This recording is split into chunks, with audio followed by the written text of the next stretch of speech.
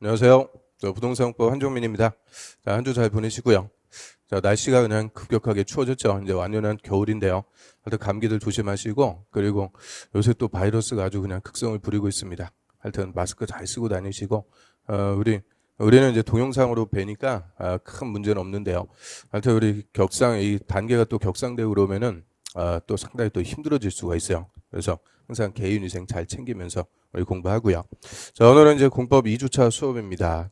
2주차 수업으로서 우리 저번 주에는 이제 부동산 공법에 관해서 제가 쭉 말씀을 드렸죠. 자, 공법에 관해서 특히 우리 첫 번째 법률 국토법 그 용어 정도 봤는데요. 자, 오늘부터 이제 확인학습 문제, 우리 저번 주에 했던 내용들 복습하면서 이제 머리에 좀 기름칠 좀 하고 수업 시작할 수 있게끔 복습 문제가 있어요. 그거 한번 풀어보시면 돼요. 자, 우리 저번 주에는 뭐 몇 개 안 했으니까 자, 한 5개 지문 나왔습니다. 자, 그중에서 틀린 것만 한번 볼게요. 틀린 거. 맞는 것은 뭐 굳이 설명할 필요가 없겠죠. 자, 틀린 것만 한번 보겠습니다. 자, 1번에 광역도시계획은 광역시의 장기발전 방향 제시하는 계획이다. 자, 우리 국토법에서 첫 번째 토지계획이 이제 광역도시계획이다라고 하고요. 이 광역도시계획은 광역시가 아니죠. 광역시가 아니고 광역계획권. 2개 이상의 관할구역을 하나의 계획권으로 묶어줘요. 광역계획권의 장기발전 방향 지시하는 계획입니다. 자, 유치하게 광역시의 발전 방향 이런 거 아니죠. 그 다음에 도시군계획은 광역도시계획, 도시군관리계획으로 구분한다. 자, 틀렸죠? 도시군계획은 도시군, 특광시군, 관할구역에 수립하는 계획으로서 도시군 기본계획과 도시군 관리계획 2개로 구분하죠. 도시군 기본계획은 특광시군의 장기 발전 방향을 지시하는 정책 계획이다라고 하고요. 도시군 관리 계획은 이 정책을 결정해서 집행해 나가는 계획이다. 집행 계획이라고 합니다. 그래서 정책 계획, 집행 계획, 기본 계획과 관리 계획 합쳐갖고 도시군 계획이라고 하고요. 3번에 지구 단위 계획은 도시군 계획 수립 대상 지역의 전부에 대해서 수립하는 도시군 관리 계획이다. 자, 지구 단위 계획도 도시군 관리 계획 맞죠? 그런데 도시군 계획 수립 대상 지역의 전부가 아니고 일부. 항상 우리 지구자 붙으면 의미는 일부. 그래서 도시군 계획 수립 대상 지역, 특광시군, 특별시, 광역시, 시 또는 군. 이런 특광시군 관할구역에 전부가 아니고 일부에다가만 수립하는 거죠. 우리 서울특별시 관할구역 전부에 수립하면 도시군 관리계획, 서울특별시의 일부, 왕십리, 동 이름 일부에다가만 수립할 때는 이름만 지구 단위 계획 따로 부르게 되죠. 4번에 도시군 계획 시설은 기반 시설 중 도시군 기본 계획으로 결정된 시설이 아니고 도시군 관리 계획으로 결정. 자, 우리 기반 시설이라는 것이 도로, 철도, 상하수도, 학교, 공원 뭐 각종의 인프라라고 그랬죠. 주민들 생활하기 위해서 기본적으로 있어야 되는 것들, 기본적으로 갖춰줘야 되는 것들을 기반시설. 그 기반시설 중에서 하나를 뭐 도로면 도로 하나를 설치하기 위해서 구체적으로 도시군 관리 계획으로 종류, 명칭, 위치, 규모 결정을 하게 되죠. 결정하면 그때부터는 도시군 관리 계획으로 결정된 시설, 도시군 계획 시설이라고 따로 부르게 됩니다. 그래서 도시군 계획 시설은 기반시설 중 도시군 관리 계획으로 결정된 시설이다라고 하고요. 그래서 5번 질문은 맞고요. 그래서 4개. 자, 틀린 것들만 한번 쭉 봤어요.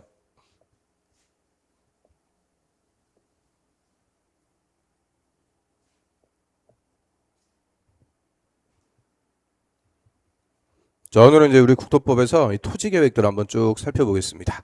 저희 국토법, 우리 이제 공법에서는 구체적으로 6개 개별 법을 공부한다 이렇게 말씀드렸죠. 공법이라는 것은 우리 시험 과목의 하나죠. 2차 과목 중에 하나고요. 이 공법이라는 과목에서 국토법, 개발법, 정비법, 건축법, 주택법, 농지법 이 6개 이 부동산에 대한 규제, 토지나 건물에 부동산 재산권 행사를 국민들이 하는 것을 국가가 규제하는 거죠. 이 국가가 국민의 부동산 재산권 행사를 규제하는 법. 그 규제법을 공법이다라고 하고요. 그 공법 중에서 우리 첫 번째로 공부하는 법이 국토계획법. 자, 정확한 이름은 국토의 계획 및 이용에 관한 법률이다라고 하고요. 자, 국토를 계획하고 계획에 따라서 이용하자. 국토의 선계획, 후개발, 체계에 관한 법을 국토법이다라고 하죠. 그래서 국토법의 체계, 우리 이제 저번 주에 체계 용어하고 같이 묶어갖고 봤죠. 자, 광역도시계획은 광역계획권의 장기발전 방향 제시. 자, 우리 광역자 붙으면은 하나가 아니고 2개 이상이라고 그랬죠. 2개 이상의 특광시군을 하나의 계획권으로 묶어주고요. 지정하고 이 광역계획권의 장기발전 방향 정책을 제시한다고 그래요. 그 다음에 광역도시계획에는 우리나라에서 무조건 수립한다 그거 아니라고 그랬죠. 광역계획권이 따로 지정됐을 때만 수립하는 특수한 계획. 이에 반해서 전국토에 빠짐없이 수립되는 일반적인 계획을 도시군 계획이다라고 하고요. 자, 도시군 계획은 도시군. 자, 우리 국토법에서 이 도시군이라는 말이 계속 나온다고 그랬어요. 도시군 하면은 특별시, 광역시, 시 또는 군, 특광시, 군, 관할구역을 우리 특별시나 광역시나 시를 개발되어 있는 곳이니까 도시라고 부르죠. 근데 저 시골의 군은 그냥 군이라고 해요. 그래서 특광시군, 관할구역을 세 글자로 줄여갖고 도시군이라고 하고요. 물론 특별자치시 그리고 특별자치도, 특별자치시하고 특별자치도, 세종시하고 제주도. 자, 얘들은 안 끼는 데가 없다 그랬죠. 여기도 끼고 저기도 끼고 그러니까 만능. 그래서 이 특별자치시하고 특별자치도는 따로 신경 쓸 필요 없다 그랬어요. 그냥 가로 쳐갖고 이하에서는 생략해도 무방하죠. 그래서 특광시군 관할구역 단위로 수립하는 계획을 우리가 도시군 계획이다라고 하고요. 우리나라에서 특광시군 4개에 속하지 않는 지역은 없다. 그래서 결론적으로는 특광시군 관할구역 단위로 토지계획을 수립해도 궁극적으로는 전국토에 빠짐없이 수립되는 일반적인 계획을 도시군 계획이다라고 하고요. 다시 도시군 계획의 종류가 두 가지, 기본계획과 관리계획, 기본계획, 관리계획 두 개로 구분이 됩니다. 자, 기본계획은 특광시군, 관할구역의 장기발전 방향, 관할구역 단위로 토지를 어떻게 이용하고 개발시켜 나갈지 장기적인 발전 방향 제시한다라고 하고요. 그래서 광역도시계획, 도시군 기본계획은 다 장기발전 방향, 장기적인 정책, 목표를 제시하는 계획. 그래서 수립이 돼도 직접적으로 우리한테 효과 없다 그랬죠. 이 정책이라는 것은 집행이 될 수도 있고 안 될 수도 있고, 그래서 이 위에 두 개 계획은 수립돼도 직접적으로 국민의 토지 소유권을 규제하는 효과는 없어요. 이런 계획들을 우리가 비구속적 행정계획이다라고 하죠. 우리한테 아무 효과가 없으니까 우리 알아야 돼요? 몰라도 관계없어요? 몰라도 상관없다. 그래서 여태까지 쭉 모르고 살아온 거죠. 다만 이제 공법을 공부하면서 처음으로 우리가 겪게 되는 문화적 충격이다라고 그랬죠. 그래서 우리한테 효과가 없으니까 출제 비중도 떨어져요. 광역도시계획과 도시군 기본계획 얘들은 합쳐갖고 한 문제, 합쳐갖고. 그래서 작년에는 한 문제도 안 물어봤고 올해 이제 각각 하나씩 물어봤어요. 그러니까 그냥 한 문제 정도 출제가 되는 그렇게 비중이 좀 떨어지는 거고요. 자, 이에 반해서 도시군 관리계획. 자, 얘도 도시군, 특광시군, 관할구역을 관리한다 그래. 관리. 구체적으로 관리. 관할구역의 토지를 개발하고 정비. 우리 정비라는 말이 뭐였어요?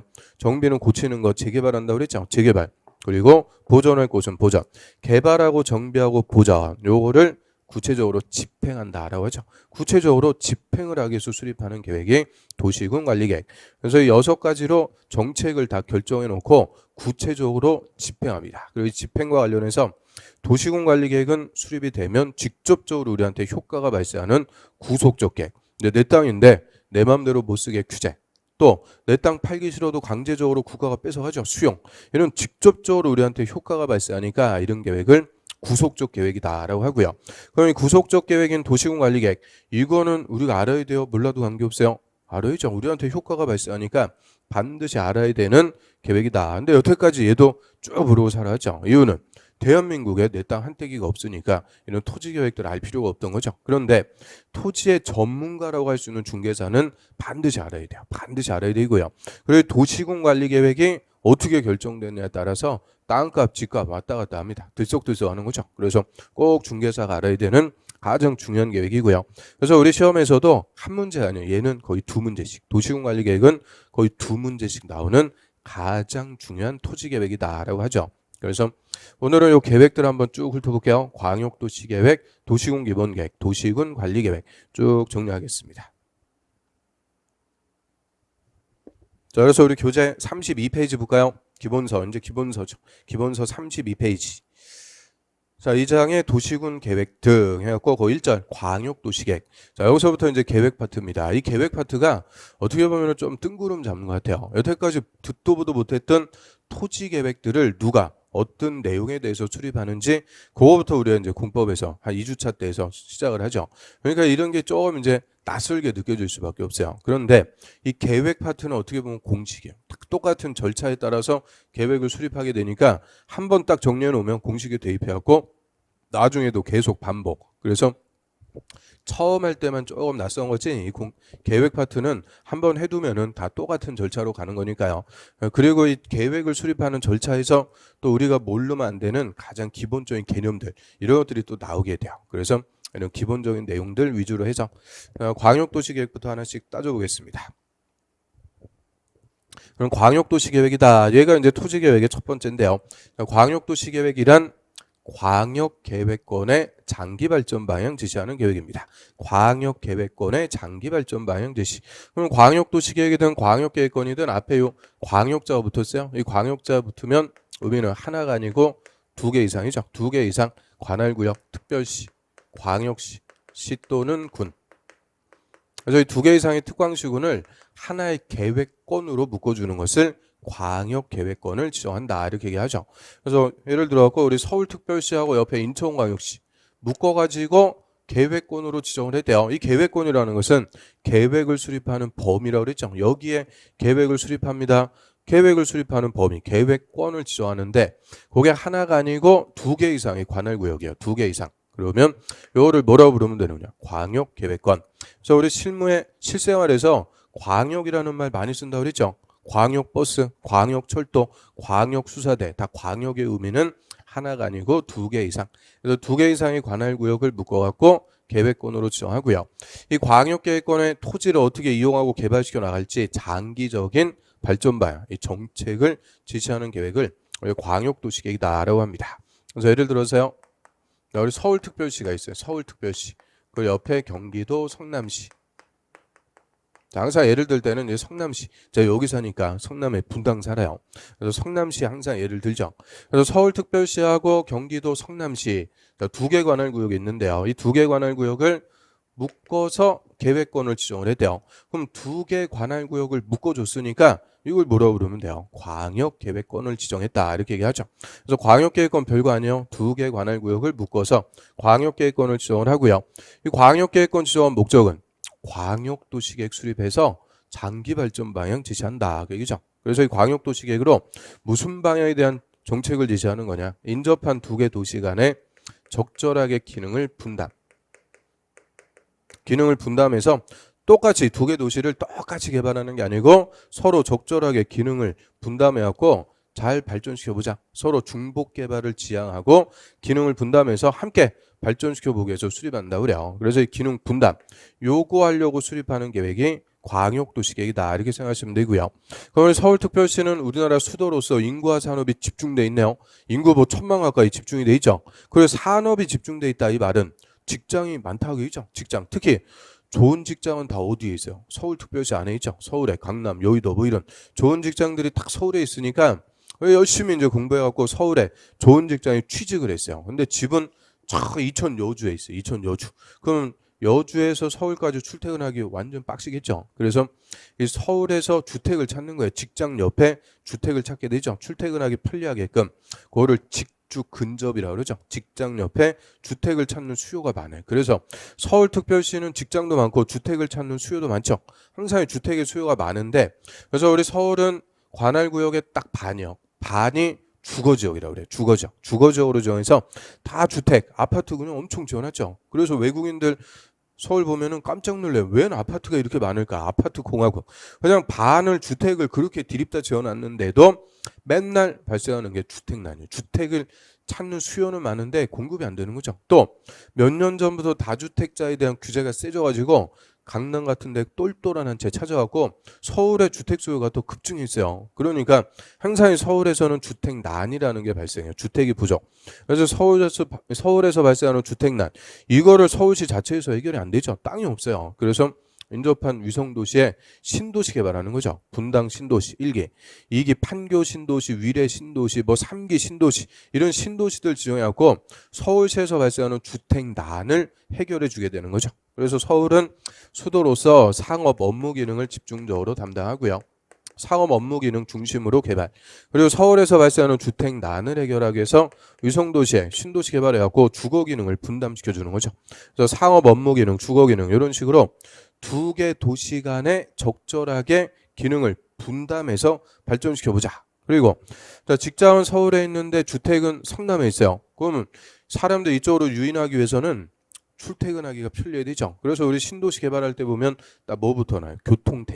교통대책부터 출퇴근하기 좋게끔 도로라든지 전철이라든지 이런 도로, 전철, 뭐 분당선, 신분당선 이런 것들이 신도시 개발되면서 탁 뚫리는 거죠. 그래서 도로나 철도 같은 시설들, 자 이런 것들이 잘 갖춰져 있어야 출퇴근하기 좋으니까 사람들이 이쪽으로 유인이 되는 거죠.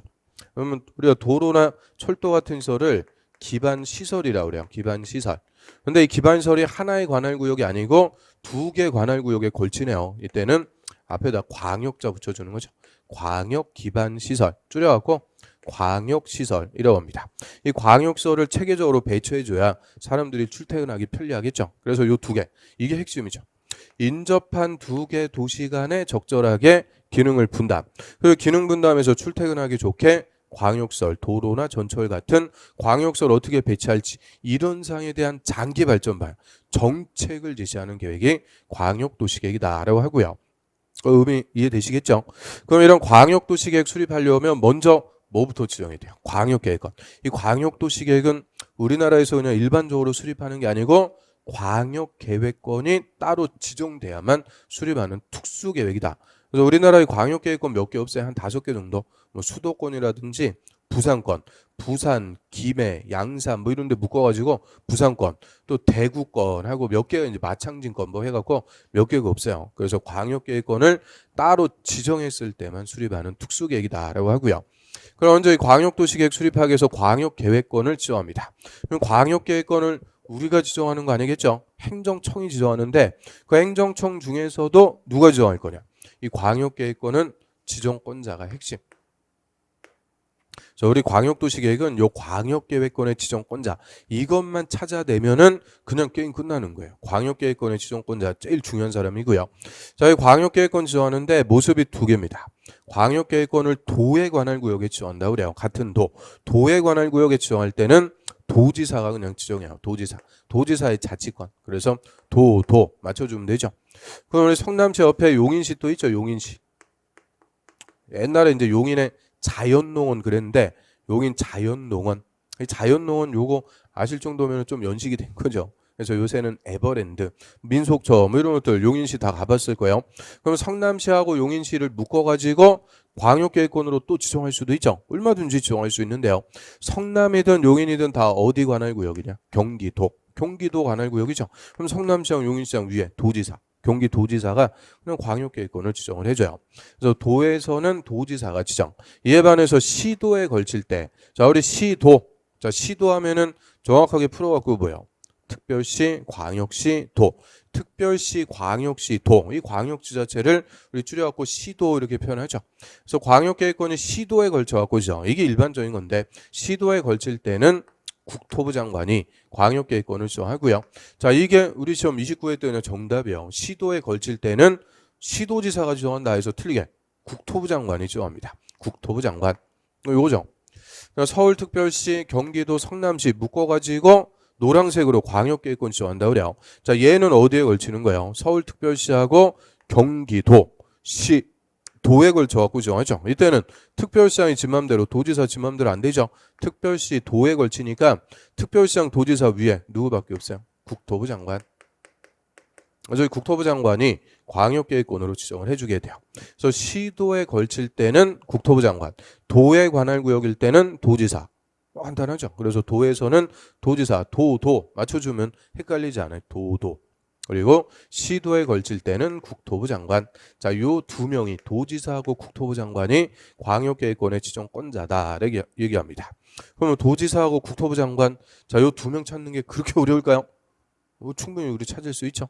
자, 도에서는 도지사, 시도에 걸칠 때는 국토부 장관. 딱 두 명이 광역계획권의 지정권자가 돼요. 그럼 광역계획권을 지정했으면 이제 통보해 준다 그래요. 통보라는 것의 의미는 명령입니다. 광역계획권 지정했으니까 이제 광역도시계획 수립들 하세요. 광역도시계획 수립하라고 명령하는 게 통보하는 거죠. 그래서 통보받아갖고 광역도시계획을 수립해요. 그럼 우리가 일반적으로는 이 계획을 수립하는 자, 수립권자라고 그래요. 수립권자가 그 계획의 주인공이에요. 주인공. 그런데 이 광역도시계획은 수립권자를 바로 찾으려고 그러면 어려워요. 헷갈려. 그러니까 잘 물어볼 수밖에 없죠. 그래서 수리권자 바로 찾는 게 아니고 지정권자와 수리권자의 관계에서 수리권자를 찾아내는 거예요. 그럼 광역계획권을 지정해서 명령하니까 광역도시계획 수립한대요. 그러면 지정권자하고 수리권자 누가 높은 사람이냐? 지정권자. 지정권자가 상급 행정청, 수리권자는 하급 행정청, 상하, 위계질서에 따라서 수리권자를 그냥 찾아내면 돼요. 그럼 우리 도에서는 도지사가 지정해서 명령했죠. 도지사가 지정했으니까 수립은 도지사 밑에 누가 하는 거냐? 도지사 밑에는 시장하고 군수.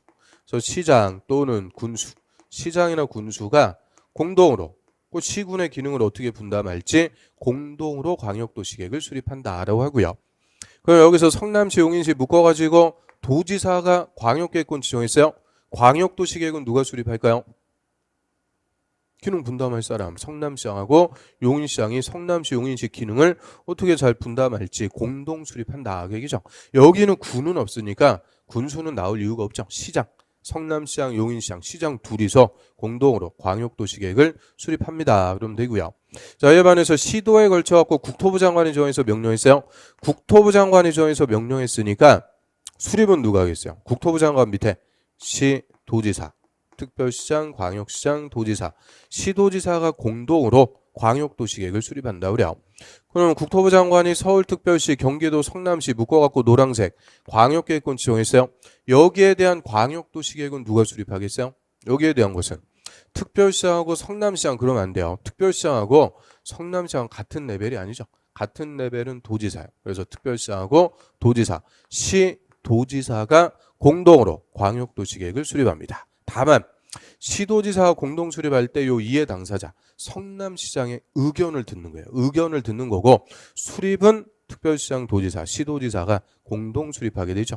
그래서 우리 광역계획권을 지정하는 모습이 두 개니까 광역도시계획의 수립권자도 원칙. 자, 이렇게 이제 두 명이 나오는 거죠.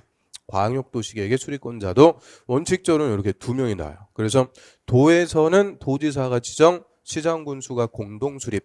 시도에 걸칠 때는 국토부 장관이 지정, 시도지사가 공동 수립. 이게 가장 원칙적인 거고요.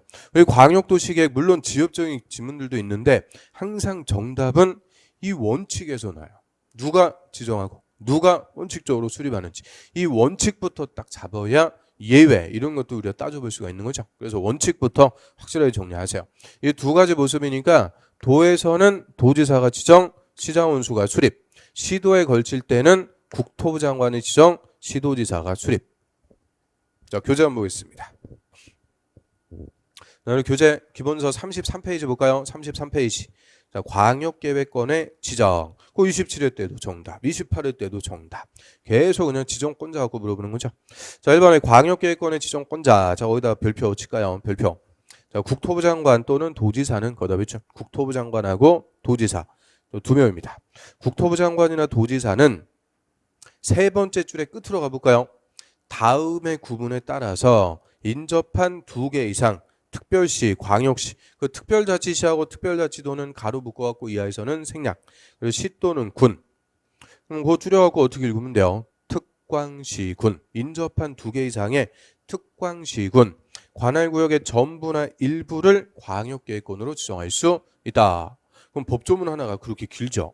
그러면 일단 누가 지정할 수 있대요? 주어가 항상 제일 주인공이죠. 주어. 우리가 지정하는 게 아니고 국토부 장관하고 도지사. 국토부 장관하고 도지사 딱 두 명이 지정하는데요. 대상은 인접한 두 개 이상의 특광시군, 관할구역을 대상으로. 그럼 인접한 두 개 이상의 관할구역이니까 그거를 광역계획권, 광역계획권으로 지정할 수 있다. 이렇게 얘기하고요. 자, 그런데 구체적인 지정권자 박스 볼까요? 또 하나 1번. 광역계획권이 두 개 이상 특별시, 광역시, 특별자치시, 도 또는 특별자치도. 그러면 특별시, 광역시, 특별자치시, 도, 특별자치도. 자, 요 다섯 개를 우리가 광역지자체라고 하죠. 광역지자체 처음 나왔으니까 다 써줬어요. 근데 이하에서 이제 줄여갖고 쓴다 그랬죠. 이하에서 뭐라 그러는데요? 시도. 이하에서는 그냥 두 글자로 시도. 그래서 두 개 이상 시도 관할구역에 걸칠 때 이때는 국토부 장관이 지정합니다. 국토부 장관 밑줄 거기다 별표. 그래서 시도에 걸쳐 갖고 광역계획권은 국토부 장관이 지정하고요. 그다음에 또 하나 2번에 광역계획권이 또 하나 도에 관할 구역에 속해 있더라. 도에서는 도지사가 지정. 도지사 할 때 동그라미 도 맞춰주면 되죠. 도에서는 도지사, 시도에 걸치면 국토부 장관. 자, 여자들이 광역계획권을 지정합니다. 다음 페이지 넘겨볼까요? 3번에 광역계획권의 지정 절차에서 바로 2번에 통보 한번 볼까요? 통보. 자, 국토부 장관, 도지사는 광역계획권을 지정하거나 변경하면 지체 없이 관계 시도지사, 시장원수에게 그 사실을 통보해 준다. 통보는 알려주는 건데 여기서 통보의 의미는 명령한다 그랬죠. 명령. 광역계획권 지정했으니까 이제 광역도시계획 수립하세요. 명령하는 것을 통보한다 그래요. 그럼 누구한테 통보한대요? 시도지사, 시장원수. 그럼 시도지사, 시장원수가 누구다? 수리권자. 수리권자에게 광역계획권 지정했으니까 광역도시계획 수립해라. 명령하는 거예요. 명령을 받아갖고 광역도시계획을 수립하게 되죠. 그래서 밑에 보시면은 참고해갖고 행정청. 우리 저번 주에 다 봤죠? 행정청. 항상 공법은 주어가 누구라고 그랬어요? 행정청. 행정법에서는 주어가 행정청이라고 그랬죠. 그래서 우리 행정청은 국가하고 지자체, 국가와 지방자치단체 두 개로 구분하고요. 자, 국가가 누구라고 그랬어요? 국가는 국토교통부 장관이라고 그랬죠. 국토교통부 장관 줄여갖고 국토부 장관, 줄여서 국장.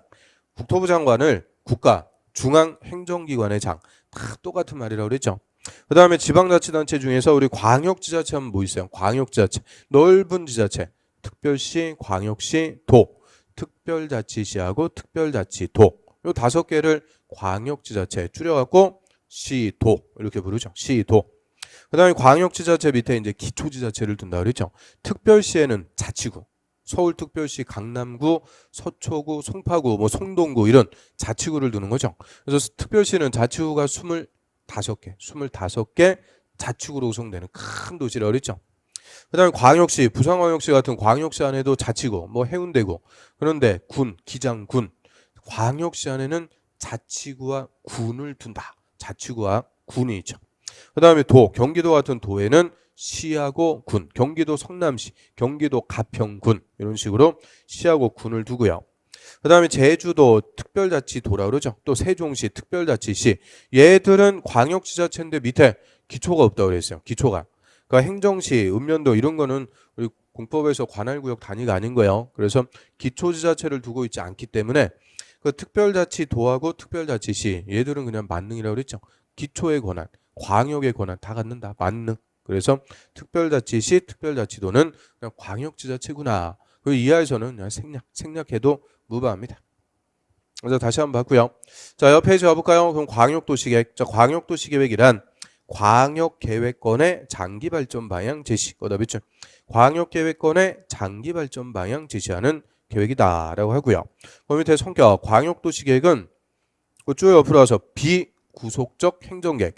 장기 발전 방향. 이렇게 한번 발전시켜보자. 정책만 지시하는 비구속적 계획으로서 자, 우리한테는 직접적인 효력, 구속력이 미치지 않는다. 우리한테는 아무 규제를 가하는 효과가 없어요. 그래서 그닥 뭐 중요하고 그런 계획은 아니죠. 그럼 그 밑으로 가보세요. 수립 내용.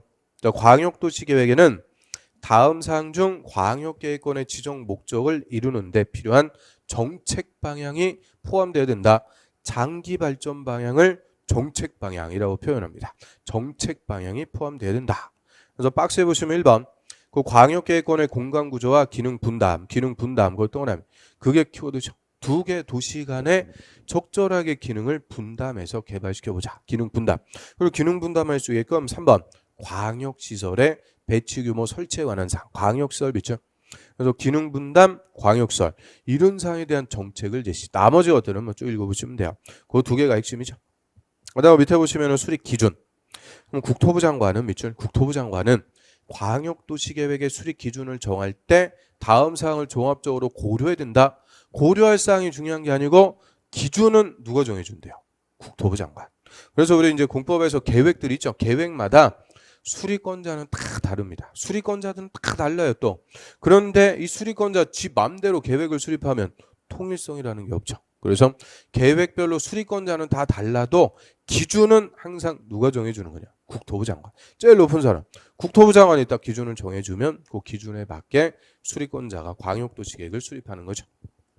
자, 넘어갑니다. 그럼 광역도시계획의 수립 36페이지에 보시면은 이제 광역도시계획 수립 절차 나오는데 그 수립 절차 보자. 자, 일단 39페이지 먼저 볼게요. 그 수립권자를 뒤에다 써놨고요. 그 39페이지에 4번의 광역도시계획의 수립권자. 자, 수립권자 항상 권한자, 주인공부터 먼저 찾아야 돼요. 자, 수립권자 한번 볼까요? 그 밑에 표 보세요. 자, 수립권자에서 시장군수 공동 수립한대요. 시장군수가 공동 수립. 자, 오늘 광역계획권이 같은 도의 관할구역에 속해 있을 때, 그럼 같은 도의 관할구역이다. 항상 수립권자를 먼저 찾는 게 아니고 지정권자부터 찾아야 돼요. 그러면 같은 도의 관할구역에서는 누가 지정했어요? 도지사. 도지사 지정. 거기서 딱 쓰세요. 도지사가 지정한다. 이거를 먼저 찾아야 돼요. 그럼 도지사가 지정했으니까 수립은 도지사 밑에 시장군수 공동수립. 시장군수가 공동수립하고요. 그 다음 밑에 시도지사가 공동수립한대요. 그거는 광역계획권이 2개 이상 시도, 거기죠. 2개 이상 시도에 관한 구역에 걸쳐 있을 때, 그러면 시도에 걸쳐 갖고 누가 지정했어요? 국토부 장관이죠. 그 국장이 지정, 국장 거기서 하나 써두세요. 국토부 장관이 지정했으니까 수립은 시도지사가 공동 수립합니다. 항상 지정권자 먼저 찾아야 수립권자가 헷갈리지 않는 거예요. 그래서 그냥 광역도시계획 누가 수립하는지 딱 물어보면 막 헷갈려요.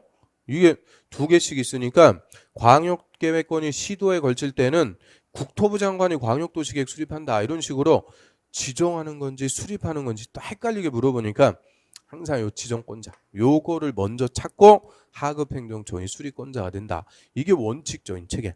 그래서 그 시장원수 공동, 시도지사 공동 그 2개 묶으셔갖고요. 그 2개를 원칙이라고 그래요. 원칙. 나머지 예외는 지금 필요 없어요. 원칙만 확실하게 우리 정리하는 거죠. 원칙.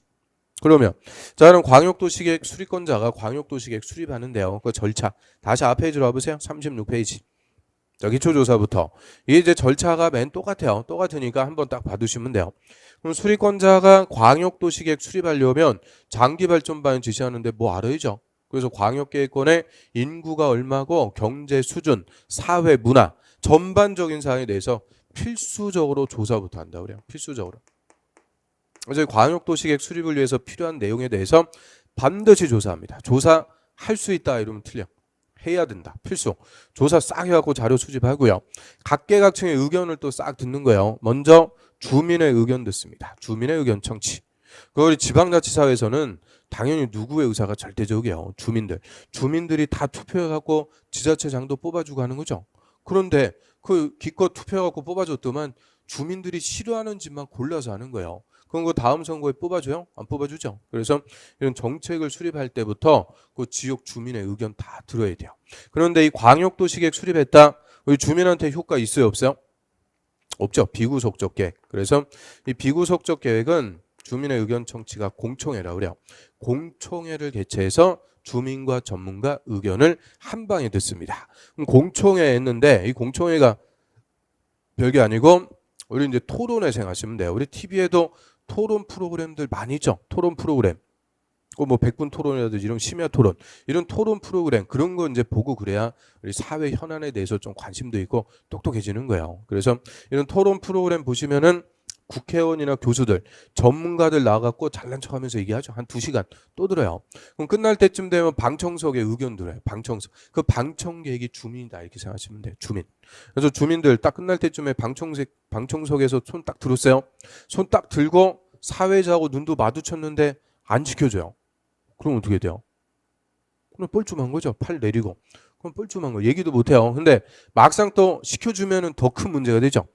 마이크 건네주면 또 그냥 마이크 벌벌 떨면서 얼굴도 빨개지고 그냥 얘기도 못하고. 그래서 이 공청회는 그냥 손 들고 얘기하는 간접적 의견 청취다 이렇게 생각하시면 돼요. 간접적으로 어차피 우리한테 주민한테 아무 효과가 없는 거니까 그냥 간접적으로 공청회를 통해서 주민과 전문가 의견을 한 방에 싹 듣고요. 그 다음에 주민의 대표기관인 지방의회 의견도 다 듣도록 해요. 지방의회. 우리 국가에서는 국민이라고 그래요. 국민의 대표는 국회라고 그러죠. 국회. 근데 별로 뭐 대표하지 않아. 맨날 지들끼리 싸우고요. 자, 아무튼 국가는 국민. 국민의 대표는 국회. 그럼 지자체는요. 지자체는 주민. 주민의 대표는 지방의회라고 그래요. 지방의회. 그래서 우리 지방선거할 때 지자체장만 뽑아주는 거 아니죠. 지방의회. 시도의회, 시군구의회 이런 지방의회 의원도 우리의 대표로서 딱 투표해갖고 뽑아주는 거예요. 그래서 지방의회, 주민의 대표, 지방의회 의견도 듣고요. 그 다음에 시도지사는 하급행정처, 시장운수 의견도 다 챙겨 들어야 돼요. 자, 아까 우리 여기서요. 국토부 장관이 특별시하고 경기도 성남시 묶어갖고 광역계획권을 지정해줬다. 광역도시계획은 특별시장, 도지사, 시도지사가 공동 수립하는데 당사자, 성남시장의 의견을 들어야 된다고 그랬죠. 그래서 시도지사가 수립할 때는 시장 군수, 하급행정청이 있으면 그 의견도 다 들어야 돼요. 그런데 시장 군수가 수립할 때는 자기 의견 듣겠어요? 너는 어떻게 생각해? 나는 이렇게 생각해. 그런 거 없죠. 그래서 시장원수가 수립할 때는 의견 필요 없고 시도지사가 수립할 때만 하급행정청, 시장군수 의견까지 다 들어가고 수립합니다. 그래서 조사하고 주민 의견 듣고 지방 의견 듣고 시장원수 의견도 다 들어가고 수립했어요. 그러면 기준에 맞게 잘 수립했는지 수립권자는 상급행정처한테 가서 승인, 사인 받는다 그래요. 그래서 승인이라는 것은 하급행정처이 상급행정처한테 사인 결재받는 거다 이렇게 생각하시면 돼요. 사인 받는 거고요. 그래서 승인을 받는데 이 승인권자는 수립권자보다 상급행정처 역시 위계질서로 찾으면 돼요. 그러면 시장원수가 수립했대요. 시장원수는 누구한테 가서 승인 받을까요? 시장원수 위에 도지사. 그래서 시장원수는 도지사한테 승인 신청해갖고 도지사한테 승인 받아요. 이거 앞에다 시도지사 이러면 틀려요. 시도지사가 아니고 그냥 도지사. 시장군수 위에는 도지사가 있는 거죠. 그래서 시장군수는 도지사한테 승인 신청, 도지사한테 승인. 시도지사가 수립했습니다. 시도지사는 국토부 장관에게 승인 신청해서 국토부 장관에게 승인받는 거죠. 그래서 수립권자보다 상급행정처한테 승인받는데 그럼 승인권자 도지사 또는 국토부 장관 이 사람들이 누구예요? 도지사하고 국토부 장관. 이게 한마디로 광역계획권의 지정권자를 얘기하죠. 지정권자한테 가서 승인받는 거예요. 그래서 지정권자가 승인권자가 됩니다. 논리가 당연해요. 도지사가 지정해서 명령하니까 시장원수가 수립해서 그 명령한 도지사한테 가서 사인 받아라. 잘 수립했는지 승인. 국토부 장관이 지정해서 명령했으니까 시도지사가 수립해서 그 명령한 국토부 장관한테 가서 잘 수립했는지 승인, 사인 받는 거죠. 그래서 지정권자가 이꼴 승인권자가 됩니다. 그래서 우리 광역도시계획에서만 권한자가 지정권자, 수립권자, 승인권자 3명이나 나오는 거죠. 권한자가. 그러니까 이 권한자를 그냥 무조건 다 무턱대고 애우려고 그러면은 숨이 탁탁 막히는 거예요. 처음부터 그냥 광역도시계획부터 그냥 어렵게 느껴지는 거죠. 그래서 절대 우리 공법은 암기 과목이 아니고 철저한 이해 과목이다 라고 주장합니다. 이해 과목. 이해만 하면은 애울 게 그냥 훅 없어져요. 그래서 이해를 하고 그 다음에 이제 안 되는 거 암기하는 건데 이게 무조건 애우려고 그러면 안 되는 거죠. 그럼 우리 광역도시계획에서는 누구만 애워주면 되는 거냐? 지정권자. 요 2명. 도지사하고 국토부 장관. 요 2명만 딱 애우면 된다는 거예요. 도지사, 국토부 장관이 지정하죠. 그러면 수립은 하급행정청이 수립, 위계질서로 찾으면 되고 다시 지정권자한테 승인받는 거니까 누구만 알면 끝나는 거냐? 지정권자만 알면 다 해결되는 거예요. 논리적으로. 그래서 우리 처음에 이제 행정청의 위계질서, 우리 첫 주에 했던 거, 첫 시간에 했던 행정청의 위계질서가 지금 낯설어서 그런 거지 행정청의 위계질서만 딱 잡히면 그냥 행정청의 위계질서로 다 게임 끝나요. 그래서 이 지정권자 2명이 제일 중요한 사람이다. 그 얘기고요.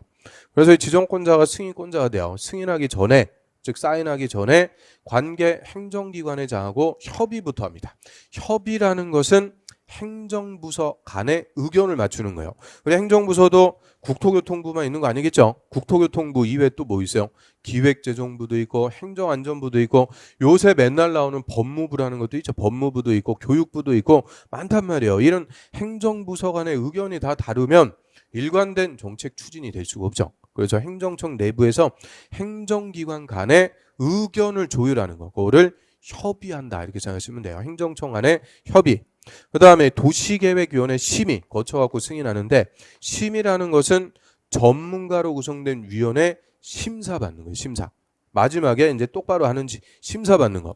그래서 우리 국토법은 토지의 전문가, 뭐 교수님이라든지 공무원 같은 이런 토지의 전문가로 구성된 도시계획위원회라는 것에 심의를 받아요. 그래서 국토법에서는 심의받는다 그러면 다 도시계획위원회. 이 도시계획위원회라는 게 다 구성이 돼 있어갖고요.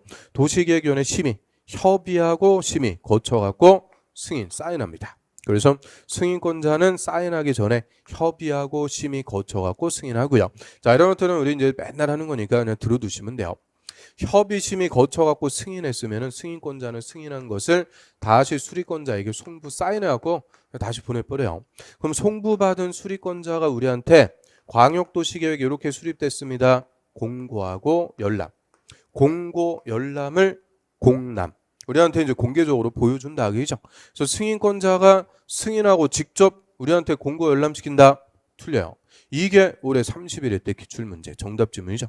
국토부 장관이 승인하고 직접 우리한테 공고 열람시킨다. 땡. 승인권자는 협의 심의 거쳐갖고 승인 사인만 한 거고요.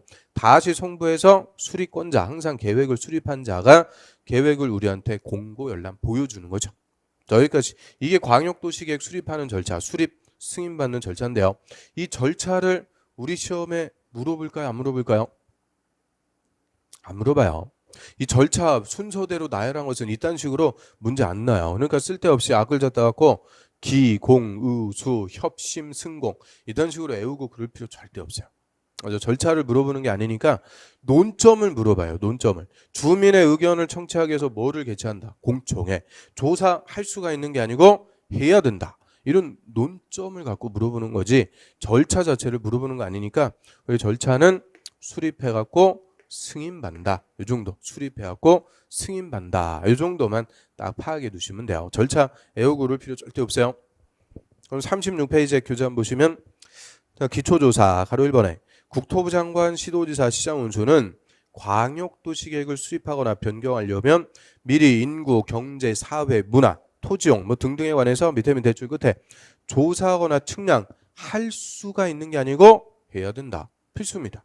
필수적으로 조사부터 하고요. 자, 그다음 한 페이지 넘겨볼까요? 38페이지에 공청회 맨 위에 보시면 동그라미 1번에 국토부 장관, 시도지사, 시장운수는 광역도시계획을 수립하려면 미리 공청회, 동그라미 공청회를 열어서 주민과 전문가 의견 들어야 된다. 거기까지. 그럼 주민의 의견 들으래요. 근데 주민하고 전문가 의견 한 방에 뭐를 통해서? 공청회. 공청회를 개최해서 주민과 전문가 의견을 한 방에 듣는 거죠. 그 다음 맨 밑에 들어가 볼까요? 3번. 지자체 의견 청취. 가로 1번만 봅니다. 시도지사나 시장운수가 광역도시계획 수립하려면 미리 관계 시도, 시군, 의회. 그 시도, 시군, 의회를 우리가 지방의회라고 그래요. 지자체에 있는 의회니까 지방의회. 그리고 관계 시장운수, 시도지사는 시장운수, 하급행정처 의견까지 다 들어있죠. 그래서 지방의회하고 시장운수 의견 다 챙겨갖고 들어요. 그래서 조사하고 의견 들어갖고 광역도시계획을 수립. 수리권자는 좀 전에 봤네요. 자, 한 페이지 넘겨보시면 자, 수립해갖고 이제 승인 받습니다. 승인. 광역도시계획의 승인. 자, 1번. 그 승인권자는 이꼴 지정권자라고 그랬죠. 승인권자는 이꼴 지정권자. 자, 1번의 승인. 동그라미 1번 볼까요? 시도지사가 광역도시계획을 수립하거나 변경하려면 국토부 장관의 승인 받아야 된다. 딱 끊습니다. 국토부 장관의 승인 밑줄. 그래서 시도지사는 국토부 장관한테 와서 승인 받아라. 국토부 장관의 승인. 다만 어쩌고저쩌고 필요 없어요. 예외 필요 없고 지금은 이제 원칙만 시도지사는 국토부 장관에게 승인 받고요. 그 동그라미 2번. 국토부 장관이 광역도시계획을 승인하거나 직접 광역도시계획을 수립 변경 밑에 줄 하려면 관계 중앙행정기관에 장하고 협의하고 중앙도시계획위원회 심의 거쳐야 된다. 그럼 국토부 장관이 광역도시계획 승인하려면 뭐하래요? 협의하고 심의 거쳐갖고 승인해라. 그죠? 협의하고 심의 거쳐갖고 사인합니다. 그 다음 옆 페이지 가볼까요? 가로 2번에 도지사의 승인. 시장 군수는 광역도시계획을 수립하거나 변경하려면 도지사한테 승인 밑줄 도지사한테 승인 받아야 된다. 그래서 시장 군수는 도지사한테 와서 승인 받아라. 그래서 승인권자는 이꼴 지정권자가 되죠. 동그라미 2번에 도지사가 광역도시계획을 승인하거나 직접 광역도시계획을 수립 또는 변경하려면 밑에 줄에 가로 1번에 동그라미 2번부터 동그라미 5번까지의 규정을 준용한다. 이렇게 써있죠. 준용한다. 이 말은 똑같이 적용한다. 똑같이 적용하는 것을 준용한다 그래요. 그래서 도지사가 승인할 때도 협의하고 심의 거쳐갖고 승인한다. 그죠? 그리고 승인권자 승인했으면 다시 수리권자한테 송부해서 수리권자가 우리한테 공고 열람시켜줍니다. 자, 그래서 밑에 예제. 그 광역도시안에서 틀린 것은 29회 때 재정론 기출문제인데요. 자, 기출문제 틀린 것은 자 4번 지문 한번 볼까요? 광역계획권이 2개 이상 시도 관할구역에 걸쳐 있을 때는 시도지사가 공동으로 광역계획권을 지정한다. 이게 틀렸죠. 그러니까 가장 원칙적인 거 이거 물은 거죠. 지정권자. 시도에 걸칠 때는 국토부 장관이 정합니다. 그러니까 나머지 질문들이 쉽지가 않아요. 막 어려운 거, 지엽적인 거 이런 거 물어봐도 항상 정답은 원칙적인 거에서 딱 나오는 거죠. 핵심에서. 그래서 시도에 걸칠 때는 국토부 장관이죠. 도에서는 도지사가 지정한다. 광역도시계획은 이 광역계획권을 누가 정하는지 이 2명 찾는 게 핵심. 다 풀려지는 거니까 이 지정권자, 도지사, 국토부 장관 정리하고요. 자, 여기까지가 광역도시계획 끝입니다. 광역도시계획. 자, 핵심만 광역도시계획 내용 한 60% 우리가 했어요. 핵심만 딱 본 건데 여기다가 이제 과정별로 조금씩 살만 더 붙여가는 거죠. 살만 조금씩 더 붙여가는 거니까 이게 가장 핵심 내용이라고 그래요.